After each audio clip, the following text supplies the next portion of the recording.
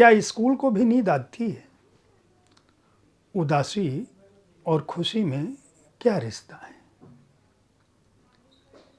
नींद कभी सोचती है कि उसके आने से पूरी दुनिया क्यों सो जाती है? आखिर सुबह का धुंधलका क्या सोचता है? गोधूली बेला जिसको झुलपुला कहते हैं, उसका कोई महत्व है क्या? और कोई भी स्त्री उम्र की किसी पड़ाव पर जब वह बड़ी उम्र की खुद माँ हो जाती है तो अपनी माँ को किस रूप में याद करती है?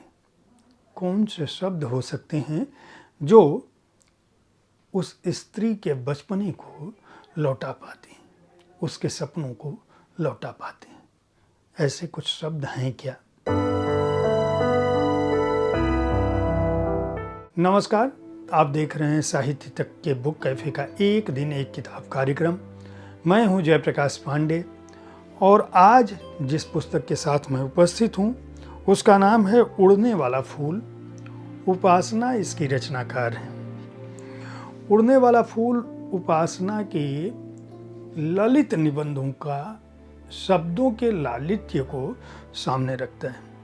छोटे छोटे निबंध हैं जो इतने गहन हैं, जिनकी भावभूमि इतनी समृद्ध है कि इन्हें पढ़ते हुए व्यक्ति हर पंक्ति के साथ अपने अतीत, अपने स्वप्न, अपनी सोच, अपने बचपन, अपने यौवन और जीवन के अनेक पलों से गुजरने लगता है जो उसके सामने रोज़मर्रा की ज़िंदगी में आते हैं, गुजरते हैं, लेकिन उनके बारे में सोचने का उसके पास वक्त नहीं होता। उपासना जानी मानी कथाकार हैं, हर आयु वर्ग के लिए कहानी, कविता, नाटक और दूसरी विधाओं में लिखती रहती हैं। शौकिया पेंटर और चित्रकार हैं।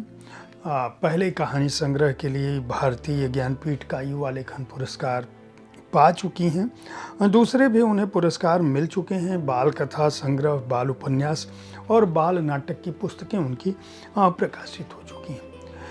इस निबंध संग्रह उड़ने वाला फूल में उनके कुल 12 निबंध जो है वह शामिल हैं, जिनमें झुलफुला, छुपी हुई जगह, नींद की नींद और मन अच्छा हो गया, गोधूली, उदासी, जुड़वा भाई, सहजन, इमली सबकी सुनता है, गूगल मेरी अम्मा के विषय में कुछ नहीं बताता, ख्वाब और तितली और भूख की कहानियाँ शामिल हैं। हर निबंध के साथ चित्र दिए गए हैं जो अपने आप में उस निबंध के बारे में सोचने के लिए बाध्य करते हैं। निबंधों की वानगी, उनकी भाषा शैली पढ़ने के बाद ही आप समझ सकते हैं।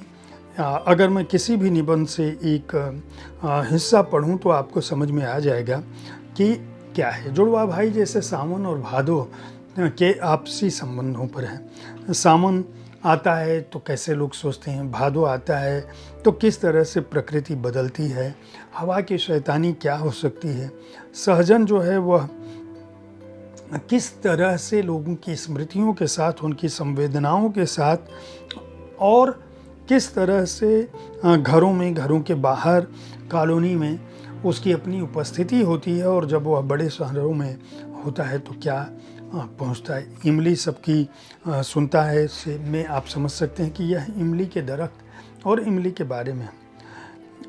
ये निबंध हैं तो सामान्य निबंध हमारे जीवन के रोज़मर्रा की घटनाओं और प्रकृति के आसपास जो कुछ हम देखते हैं उस पर आधारित हैं, लेकिन इनका विन्यास बहुत बड़ा है। जैसे नींद की नींद को मैं लूँ, उसके छोटे से अंश को सुनाऊँ तो एक बार नींद को नींद आ गई। नींद को नींद आ गई तो पूरी दुनिया की आंखों से नींद उड़ गई।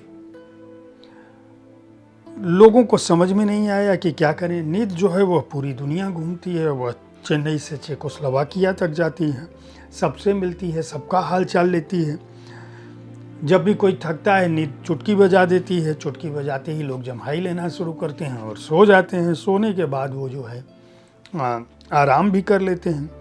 लेकिन जब असमय कोई सोता है तो माँ आंखें फाड़ कर देखती है, वो डांटती है, पढ़ाई करो, सो क्यों रहे हो। स्कूल में कोई जम्हाई लेता है तो डांट पड़ती है कि भाई आंखों पर पानी डालो। ऑफिस में कोई कैसे सोच सकता है। अगर नींद चाहे तो वह आपकी ऑफिस को, आपकी कक्षा को, किसी को भी तंग कर दे सकती है। लेकिन ऐसी नींद को जब हमेशा लोग कोसने लगते हैं तो एक दिन नींद लग गई तो नींद लोगों के पास पहुंचने में उसको देर हुई। अब लोगों की आंख पे झपकी आना बंद हो गया, लोग परेशान हो गए। पूरी दुनिया में नींद गुस्से में थी, उसने सोचा मैं किसी को नहीं सुलाऊंगी, आज मैं खुद सोती हूँ। अब बरसों से जगी हुई नींद जो है एक दिन सो गई। आप जानते हैं 24 घंटे धरती घूमती रहती है, कहीं न कहीं रात होती है, कहीं न कहीं दिन होता है।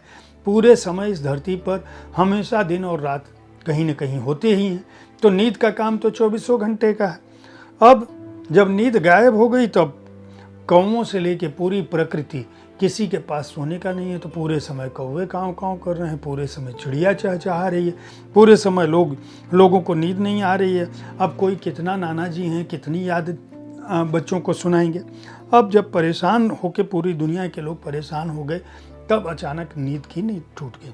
उसने देखा, अरे यह क्या, वो तो बहुत दिनों बाद सोई थी, वो हलसाई। लेकिन जब सामने देखा तो उसको समझ में आया, अरे चारों तरफ अफरा तफरी मची है, लोग परेशान हैं, लोग बेहाल हैं। नींद बहुत शर्मिंदा हुई और उसने तुरंत चुटकी बजाई और उसके बाद सब लोग जम्हाई लेने लगे। यह हालत यह हुई कि ड्राइवर जो है स्टीयरिंग रोक के सड़क पर सो गया, हॉर्न बजता रहा, किसी को मतलब नहीं था। घोड़ा तो खड़े खड़े ही सो गया और तब से घोड़ा खड़े खड़े ही सोता रहता है।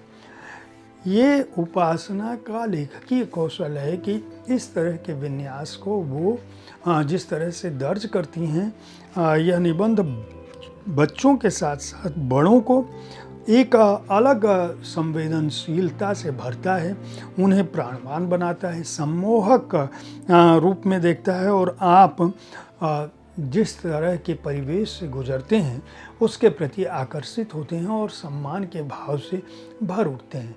खासकर महानगरों में लोगों को आज नहीं पता है कि किस तरह से गोधूली बेला क्या होती है, प्रकृति कैसे आती है।